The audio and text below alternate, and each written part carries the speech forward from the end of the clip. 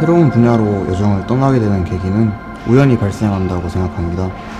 체육을 하던 학생이 우연히 발생한 부상으로 인해서 새로운 길을 찾아가듯이 저 또한 그와 비슷하게 예상치 못한 사건 그리고 부상 등으로 인해서 공부를 시작하게 되었습니다. 우연한 계기라는 단어만으로 모든 걸 설명할 수 없는 것은 저 또한 압니다. 다만 공부하게 된 계기는 우연일지라도 지금의 저를 만드는 원동력은 저에게 필연을 부여했다고 생각합니다. 프로게이머로서의 나로 살아가면서 저는 두 가지 중요한 것을 깨달았습니다. 첫 번째, 재능의 차이가 결과의 차이로 이어지는 것은 매우 높은 곳에 위치해 있다라는 것입니다. 저 역시 고등학교 공부를 하면서 그 지점에 도달했다라는 생각은 단 한 번도 해본 적이 없습니다. 두 번째로, 매 순간 최선을 다한 도전은 절대 후회가 남지 않는다는 것입니다. 이 두 가지를 배우지 못했다면 지금 저 또한 없었을 거라 확신합니다.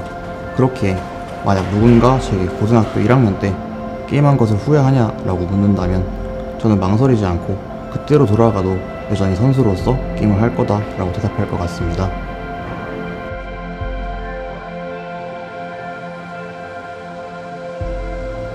저는 수학을 가장 좋아했습니다.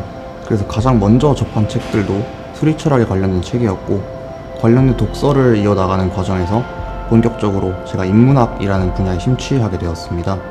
인문학을 공부하면 인간이 어떤 존재인지, 사회의 기저가 무엇인지와 함께 정의가 무엇인지에 대해 고찰하게 됩니다. 분배는 현대 사회의 정의를 논하는 데 있어서 불가분한 요소라고 생각합니다. 저는 수학을 매개로 정의와 분배라는 우리 사회의 본질적인 문제를 탐구할 수 있다라는 그 매력에 경제학부에 진학을 결정하였습니다. 저는 경제학을 공부하겠다라는 목표를 세운 이후 경제학을 포함한 다양한 분야의 독서를 통해서 관점의 외연을 넓히기 위해서 노력했습니다. 저는 어떤 단계를 넘어서면 제가 사회 문제를 바라보는 관점이 경제학적 시각으로 수렴할 것이다 라고 판단했기 때문인데요.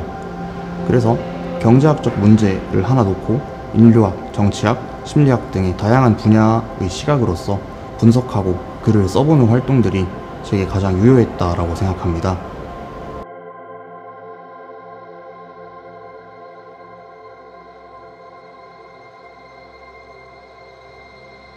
경제학을 공부함에 있어 수학은 하나의 수단이지 목적이 아니라고 생각합니다.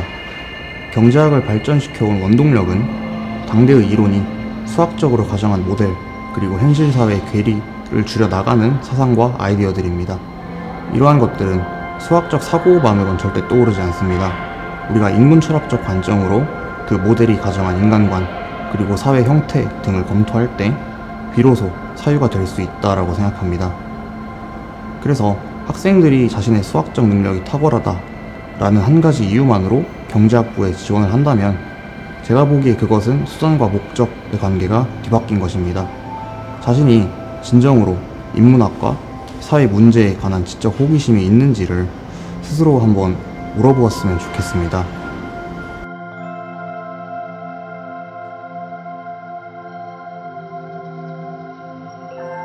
저는 일반 전형에 지원해서 제시문 면접을 진행했습니다. 면접은 수학 그리고 사회과학 제시문에 각 7대3 정도의 비중을 두고 준비를 했습니다. 수학의 경우 크게 세 가지의 주안점을 두고 준비를 했는데요. 첫째는 우리가 평소 입시를 위해 풀어왔던 문제들과 면접 문항은 느낌이 많이 다르기 때문에 그 풀이와 구성과 형식에 익숙해지는 데 노력을 많이 했습니다. 둘째로 시간 내에 모든 답을 계산해내는 것이 아니라 풀이의 방향만 정확히 고안해내는 연습을 했습니다. 면접 준비 시간 동안 디테일한 계산까지 마무리하기는 힘듭니다. 문제의 정확한 답을 계산해내면 좋겠지만 그렇지 않더라도 정답에 도달할 수 있는 그 가능성을 보여주는 것만으로도 충분히 정답에 준하는 평가를 하신다고 생각합니다. 셋째로 문제 간의 연결성을 찾아내는 것입니다. 제가 직접 풀었던 면접 문항 역시 첫 번째, 두 번째 문제의 답이 3번 문항의 구성 요소였습니다. 그리고 사회과학 제시문의 경우 하나의 제시문에 대해 중립적인 포지션이 아니라 방향성이 확실한 논증을 설계하는 것이 중요한데요. 논증의 근거로부터 파생되는 질문들을 저희 담임선생님과 모의 면접하는 방식으로 연습을 해봤습니다. 면접 당일 면접 시간과 답변 준비 시간 모두 저는 상당히 짧게 느껴졌는데요. 긴장된 상황 속에서 사회과학 제시문에 대한 논증을 구성하는데 평소보다 시간을 오래 사용하였고 수학 문제 역시 세 번째 문제의 풀이를 설계하지 못한 채 면접에 들어갔던 것 같습니다.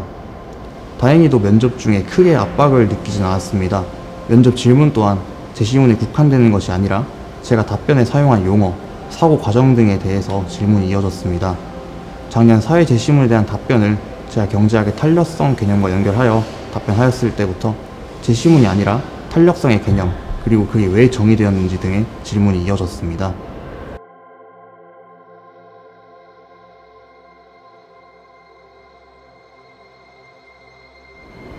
학교에서 진행하는 활동은 그 개수가 정해져 있습니다.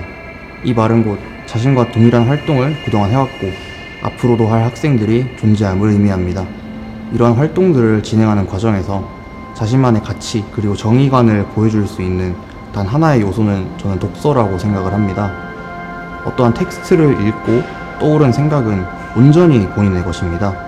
이를 교과 활동의 원인이 되거나 혹은 교과 활동에서 확장된 독서에 녹여내는 것이 가장 중요하다라고 생각합니다. 그리고 또한 활동의 양보다는 활동의 질에 신경을 쓰셔야 합니다. 저 또한 모든 교내 활동에 참여한 것은 아니고 보고서 작성, 토론 등의 활동 여부를 기준으로 활동을 선별해서 참여하였습니다. 모든 활동에 참여하겠다라는 것은 심적으로 여러분들에게 압박감을 줄 수도 있고 쉽게 지칠 수도 있습니다.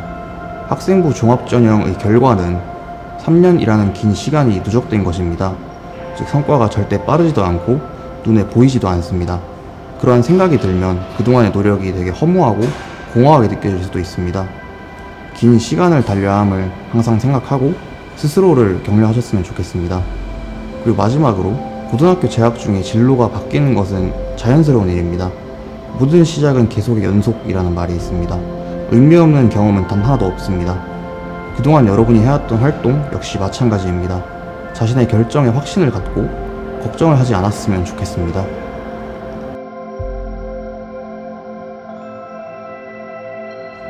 저는 고등학교 재학 중에 인문학 고전 독서 동아리를 2년 동안 이끌었습니다. 제가 후배들이 어떤 책을 읽어야 할지 모르겠다라는 질문을 하면 저는 항상 인문학 고전을 추천해 왔습니다. 인문학이라는 학문은 그 역사가 매우 방대합니다. 역사의 흐름에도 불구하고 대표적으로 논어 또는 국부론 등의 고전이 지금까지 읽히는 이유는 시대를 가로지르는 가치가 그 책에 내포되어 있으며 그 가치들이 우리 사회의 본질을 구성한다라고 저는 생각하였습니다. 또한 현대 학문은 너무나 세분화되어 있고 그 깊이가 깊습니다. 최근 학계에서 뜨겁게 다루어지는 논제들에 대한 책은 전공 지식이 없이는 절대 읽어낼 수 없다라고 느꼈습니다. 인문학 고전은 학문이 등장한 배경 그리고 흐름 등을 충분히 읽어낼 수 있게 작성되어 있고 학문 간의 경계가 명확하지 않기 때문에 여러 분야의 독서와 연결 가능하다라는 장점을 가지고 있습니다. 앞서 말했듯이 제가 전공 분야에 매몰되지 않고 여러 분야에 대한 시각의 확장 또한 인문학 고전 독서를 통해서 달성될 수 있다라고 생각합니다.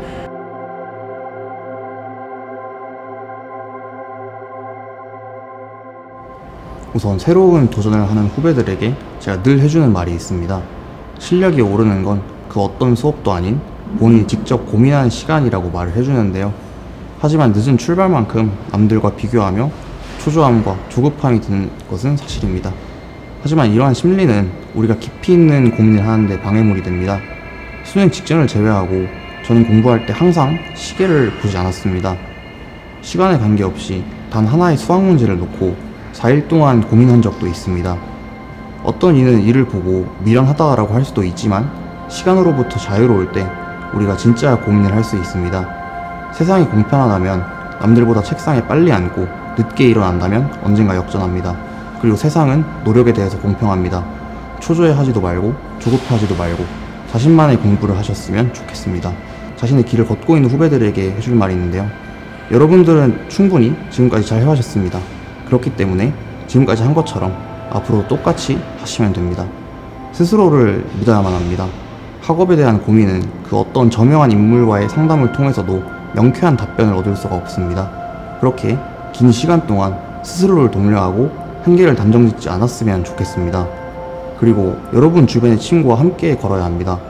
공부는 너무나 외로운 일입니다.